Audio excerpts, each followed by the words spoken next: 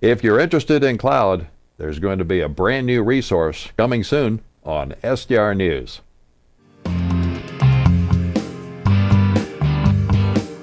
Hey, welcome to this edition of SDR News Live. I'm Andy McCaskey from SDR News, and I've got a special guest today on this topic of cloud computing. Welcome to Pat Pushor of Cloud Chronicle. Good morning, Andrew. How are you? Doing really well. You know, we've been chatting here for quite some period of time on this Skype connection. And one of the things I'm looking forward to is the new show that we're going to be beginning together here on SDR News. Yeah, absolutely. We're going to, take a little deeper dive into some of the intersection of the technical and business concepts associated with cloud computing. I know for me that it's, in the last handful of years, it's been a really interesting journey to watch the enterprise adopt some of those concepts. I think we're well down that path. We have a lot more room to go. So, myself, some regular guests, and maybe even a regular co-host will, with your help, Andy, we'll really delve into that. We'll follow some of the news of the week, and we'll get to some high-level sort of descriptions of services and technologies that can really benefit the enterprise. Whatever size of enterprise that is probably is less important than the enterprise with the traditional IT shop and sort of their journey to the cloud and what that looks like. Patrick, what's your background? I know you've been in the IT world for some number of years. How did you evolve into focusing on cloud computing and creating the blog Cloud Chronicle? Yeah, that's a good question. I've been in sort of enterprise-focused IT, so bigger than the SMB size for just about 20 years. And, I kind of think I've been on this journey for quite some time.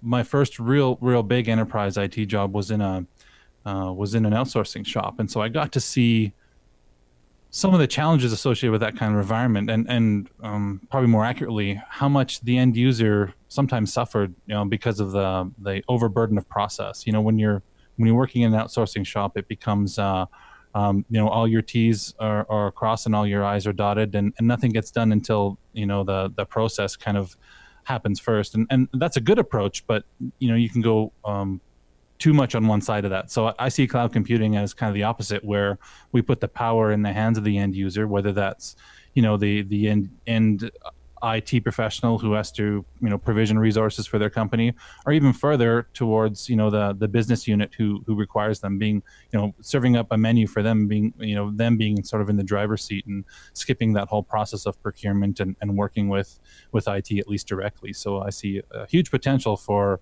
the end user, whether that's your customer or a division within your organization, to self-serve and to really speed up that rate of innovation. Why now? Why are you taking this step to step into the world of video, so to speak? I mean, you've run a successful blog for a number of years. Yeah, done the blog, done the audio podcast. I've just really been a fan of multimedia. I think, as we've talked about a little bit in the past, there are different ways of consuming information, and I think reading is probably the best way to retain a lot of detail.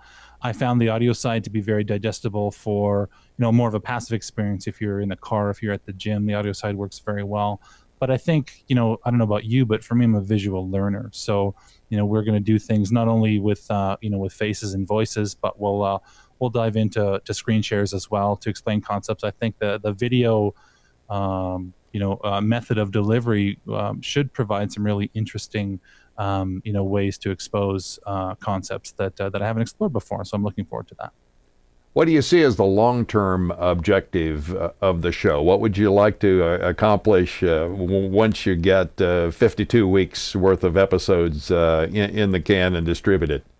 I think it'll be a diverse perspective. Typically on the audio side of work I've done, it's been myself and a guest, and I think we're going to aim to do probably a little bit wider perspective here. So, it'll be a little more free form.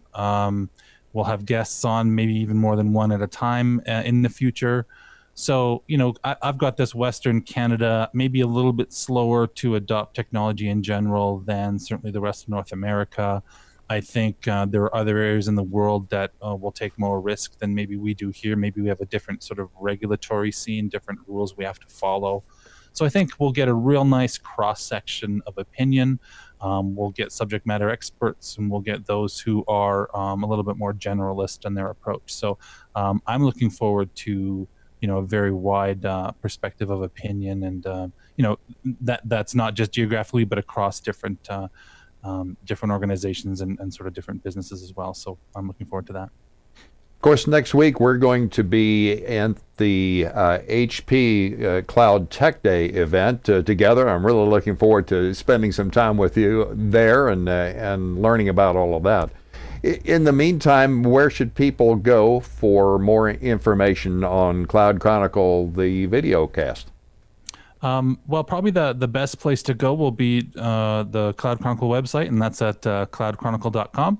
That's where sort of all my work, or most of my work, winds up being. And you can read there the written work I do, the audio podcasts, and then everything we do on the video side here through this channel will be published there as well, including abstracts for each episode. So if you're there, you can subscribe via RSS or that's probably the best way to do it, and then stay up to date on what we're doing.